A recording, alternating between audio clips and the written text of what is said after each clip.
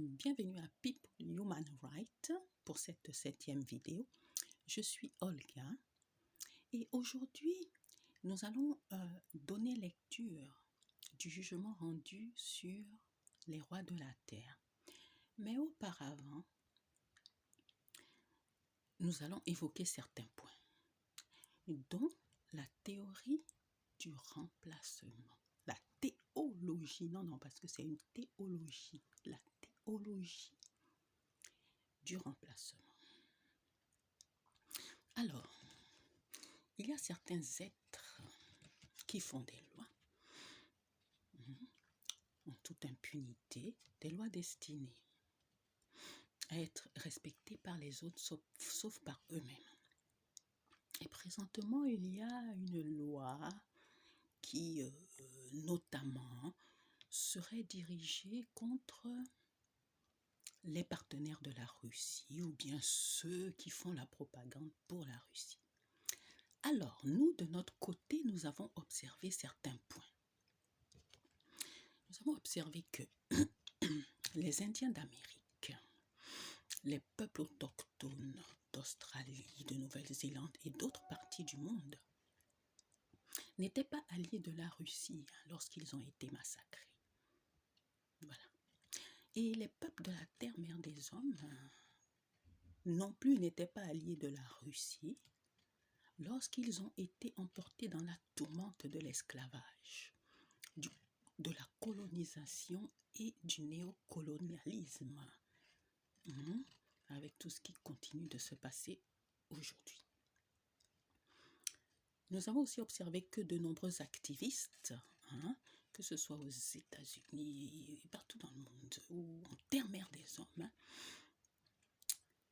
n'étaient pas alliés de la Russie lorsqu'ils se sont fait assassiner. Ils défendaient simplement leurs droits humains. Depuis des siècles, aux USA, et bref, pas seulement aux USA, en Europe, et partout, Amérique et tout ça. Mais la police tue sans être inquiétée. Et d'ailleurs, aux USA, la police des USA avait même été créée dans le temps pour poursuivre, pour rattraper les esclaves qui s'enfuyaient. Donc, nous avons aussi remarqué donc, que tous ces êtres-là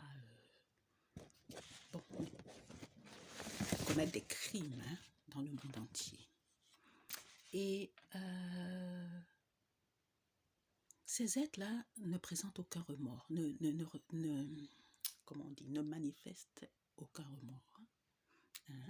Et depuis qu'ils ont été précipités sur la terre, ils n'ont eu aucun respect pour les droits des humains. D'accord. Là, je vais évoquer rapidement ce qui vient de se passer aux États-Unis d'Amérique, la loi qui a été votée contre l'avortement. Alors, cette loi est une loi hypocrite qui et dont le but est non avoué. Pourquoi? Parce que les cellules embryonnaires sont utilisées en cosmétologie, dans les médicaments, les vaccins et même dans l'alimentation. Oui, je ne veux pas vous dégoûter de vos sandwichs ni de vos boissons, mais enfin, il vaut mieux être dégoûté, bref, chacun. Il y a des souches, des cellules souches embryonnaires qui sont utilisées dans les exhausteurs de goût et dans les édulcorants. Et il est connu aussi que certains médicaments, comme le paracétamol, les antidouleurs, ibuprofène, aspirine et tout ça, contiennent des cellules embryonnaires. Et puis, bon, ça c'est encore un rappel, toutes les eaux et les terres souillées par les produits chimiques, le chlordécone et autres, dans terre mère des hommes, dans les îles, etc. pour ce qu'on en sait. Il y en a peut-être ailleurs aussi qu'on ne sait pas encore. Voilà. Donc, ce qui est curieux, c'est que ce sont des gens qui font la guerre dans les autres pays, où manifestement des femmes enceintes sont tuées, mais ils font des lois contre l'avortement. Ils refusent aux femmes leur droit légitime de disposer de leur corps. Le corps d'une femme appartient à la femme. Dieu a dit, ne regarde pas la paille qui est dans l'œil de ton voisin, mais regarde la poutre qui est dans ton œil. Matthieu 7, versets 3 à 5. Donc, avec toutes les substances nocives introduites dans le corps des femmes, avec tout ce que je viens de citer, quel est le but de mener des grossesses monstrueuses à terme? C'est la question que nous devons nous poser. Car nous ne devons pas oublier non plus qu'il y a une course pour la création d'humanoïdes. De même, accorder l'autorité parentale à un violeur est une abjection totale, une source de déstabilisation mentale de la santé des femmes et une légalisation totale du viol. Voilà. Il est écrit dans Matthieu 24, 19 à 20, oui, dans les derniers temps, en ces temps-là, le malheur s'abattra sur les femmes enceintes et sur celles qui allaiteront. Matthieu 24, 20 nous demande de prier. Alors, l'Éternel a créé l'être humain. Il a dit que ce sont les êtres humains qui posséderont la terre. Alors, je vais vous faire lecture de 2 versets. Jérémie 27, 2 à 5 et Psaume 115, verset 16. Alors, allons-y.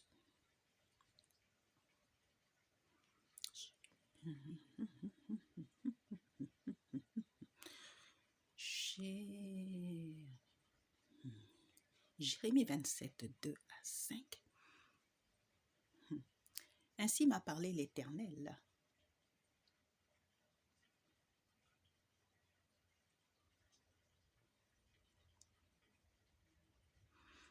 Fais-toi des jougs et mets-les sur ton cou. Envoie-les au roi d'Édom, au roi... Attendez, on va passer directement au verset 5. C'est moi qui ai fait la terre, les hommes et les animaux qui sont sur la terre, par ma grande puissance et par mon bras étendu. Et je donne la terre à qui me plaît. Ensuite, nous avons Psaume 115, verset 6. Psaume 115, verset 6. On va être ici. Non, excusez-moi. Psaume 115, verset 16. Les cieux sont les cieux de l'Éternel, mais il a donné la terre au Fils de l'homme.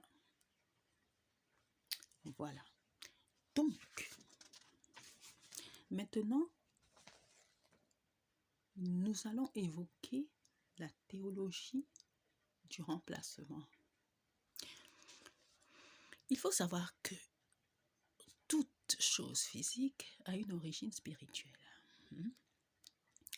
La théologie du grand remplacement, c'est une théologie, c'est une doctrine qui sert d'excuse aux crimes perpétrés par certains êtres. C'est une doctrine très ancienne même. C'est une doctrine chrétienne, tenez-vous bien. La théologie qui prétend que le peuple juif ne fait plus partie du plan de Dieu parce qu'ils ont péché, ils n'ont pas reconnu le Christ et que les promesses de Dieu ont été transférées à l'Église dans son entité. Et selon eux, l'ancienne alliance a été effacée avec la venue du Fils de Dieu. Donc vous pouvez comprendre, c'est une théorie qui date peut-être même avant le 3e siècle avant Jésus-Christ. Ça ne date pas de maintenant. En fait, c'est cette théorie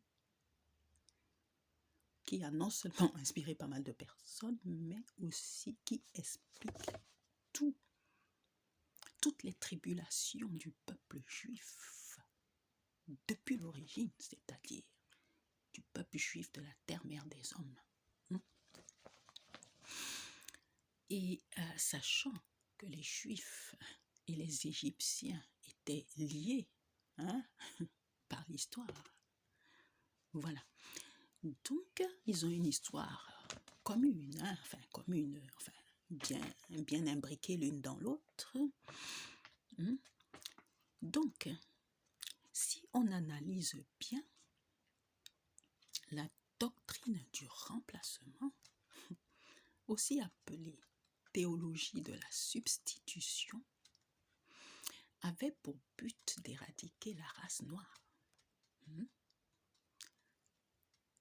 Puisque les Juifs de l'époque où cette doctrine est apparue étaient des Noirs, et les chrétiens également étaient des Noirs.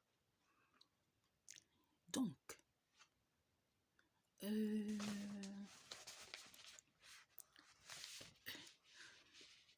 cette théorie s'inscrit dans une logique qui continue aujourd'hui. À ce sujet, j'ai mis quelques liens sur la théologie, du remplacement sur ma chaîne Telegram PHR1, le chiffre 1, PHR1. Donc, oui, c'est une continuité qui se passe aujourd'hui. 1. Diviser pour mieux régner. 2. Le fait que ces sociétés occidentales ont adopté la spiritualité et beaucoup de connaissances au niveau de l'Égypte, au niveau de toutes les mers de toute la terre-mère des hommes et au niveau des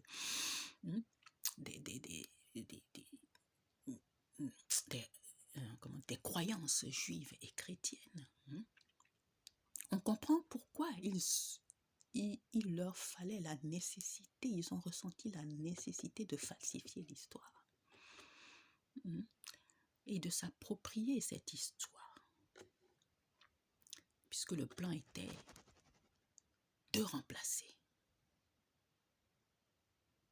les Noirs par leur propre peuple. On comprend pourquoi l'Église catholique a approuvé l'esclavage. On voit donc que ces êtres qui pratiquent ces crimes se disent juifs, chrétiens, mais en fait ce n'est pas leur croyance et bon, ils l'ont adopté en apparence et ils la manipulent. Que dit-on dans Apocalypse 2, versets 8 à 11? Apocalypse 2, versets 8 à 11. Apocalypse 2, versets 8 à 11.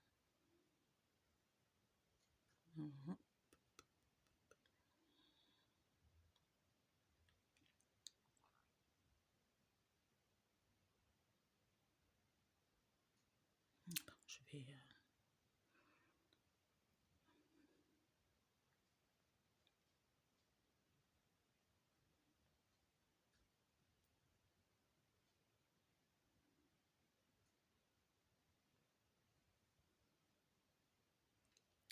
versets 8 à 11. Oui, parce qu'il faut savoir que les chrétiens sont issus du peuple juif. S'il n'y a pas de juif, il n'y a pas de chrétien. Jésus, il a été envoyé au peuple juif. Hein? Il enseignait dans les synagogues juifs. Donc, le christianisme est un courant qui s'est développé parmi les juifs, c'est-à-dire il y en a certains qui ont suivi le Christ et d'autres qui sont restés juifs, qui ne l'ont pas suivi. Donc, écrit à l'ange de l'église de Smyrna, voici ce que dit le premier et le dernier, celui qui était mort et qui est revenu à la vie. Je connais ta tribulation et ta pauvreté, bien que tu sois riche, et les calomnies de la part de ceux qui se disent juifs. Mais ça, il faut comprendre juif et chrétien mélangés, parce que pour Dieu, le peuple juif et chrétien, c'est le même peuple. Voilà. Et les calomnies de la part de ceux qui se disent juifs et ne le sont pas, mais qui sont une synagogue de Satan. Voilà. Donc, bien entendu, je vais faire une clarification. Nous ne parlons pas des pauvres croyants qui ne connaissent même pas l'histoire de l'Église, qui vivent tranquillement leur foi. Et je suis sûre que 80% des chrétiens n'ont jamais entendu parler de la théorie du remplacement. Non, comme partout, il s'agit de pointer du doigt le comportement des élites sataniques. Voilà, c'est de ça que nous parlons.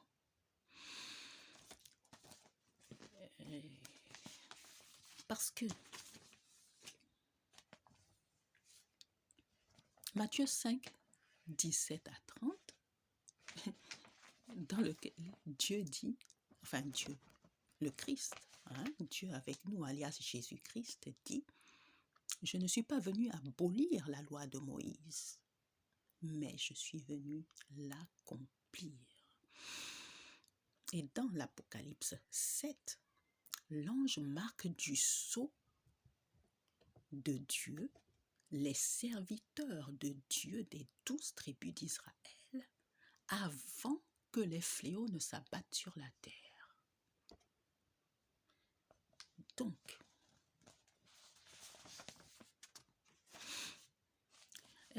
la gravité de la chose, c'est que ces êtres qui sont contre Dieu manipulent les esprits, les mentalités des hommes, en masquant leurs crimes derrière une théologie, un décret sous couvert de Dieu, et font croire aux hommes qu'ils agissent au nom de Dieu. Nous allons lire Exode 20 et Jacques 4, 2. Exode 20, verset 17.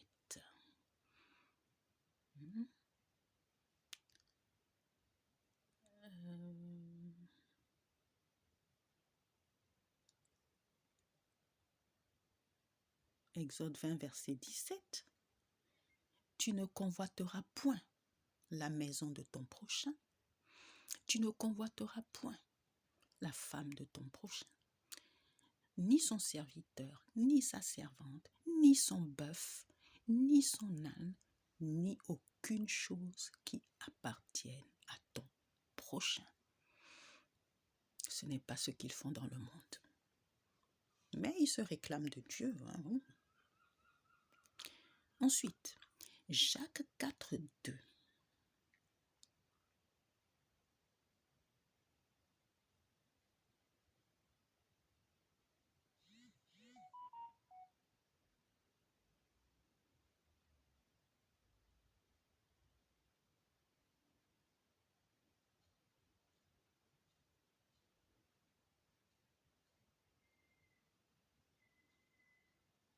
Jacques 4, verset 2.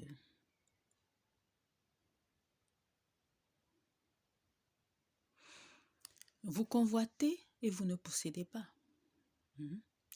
Vous êtes meurtrier et envieux et vous ne pouvez pas obtenir. Vous avez des querelles et des luttes et vous ne possédez pas parce que vous ne demandez pas. Vous lirez aussi Romains 13, verset 9. Ceci dit, Dieu dit aussi, il y a des traîtres parmi mon peuple. Psaume 41, 10.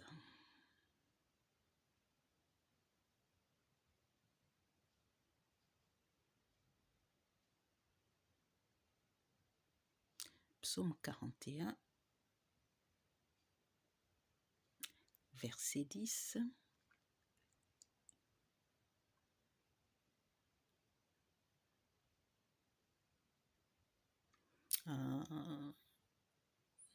C'est pas le verset 10.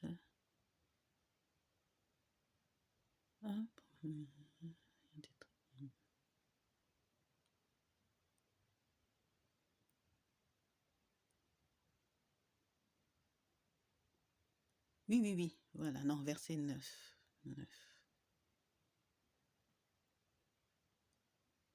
Ok, c'est le verset 9 plutôt.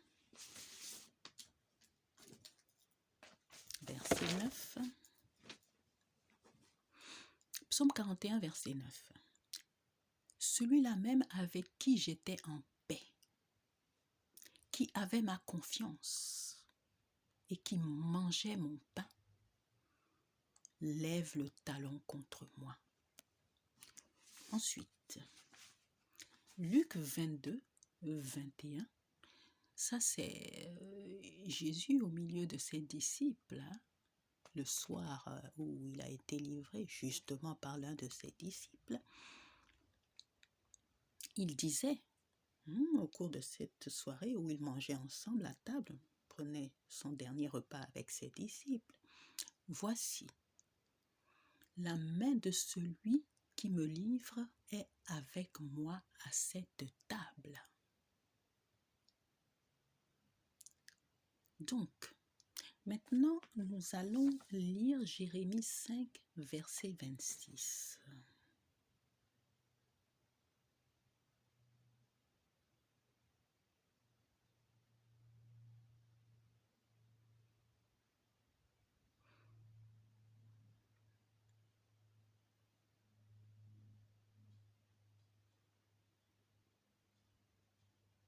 Jérémie 5, verset 26.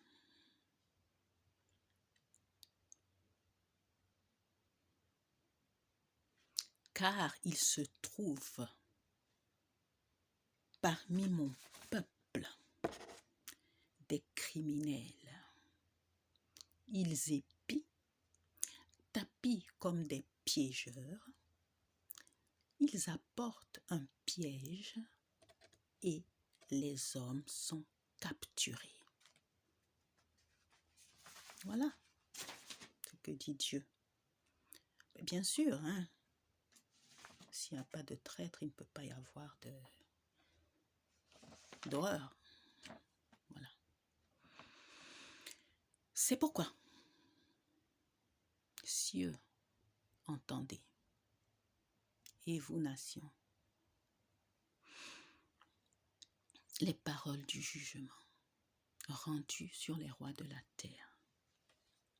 Je lis. Nous, donc, le collectif des saints anges, délégués aux affaires juridiques de la terre, pour le Dieu éternel des armées, avons rendu notre jugement au sujet des rois de la terre et nous le rendons public ce jour, le 28e jour du 6e mois de l'année 2022 du calendrier solaire. Les rois de la terre et leurs alliés ne sont plus autorisés à verser le sang innocent. Dès lors, il leur est interdit d'émettre des lois, et toute loi injuste étant désormais rendue caduque. Il leur est interdit de falsifier les informations, de planifier et de perpétrer des massacres, des génocides, des vols, des pillages, et ce par quelque moyen que ce soit, de quelque façon que ce soit, à quelque endroit que ce soit.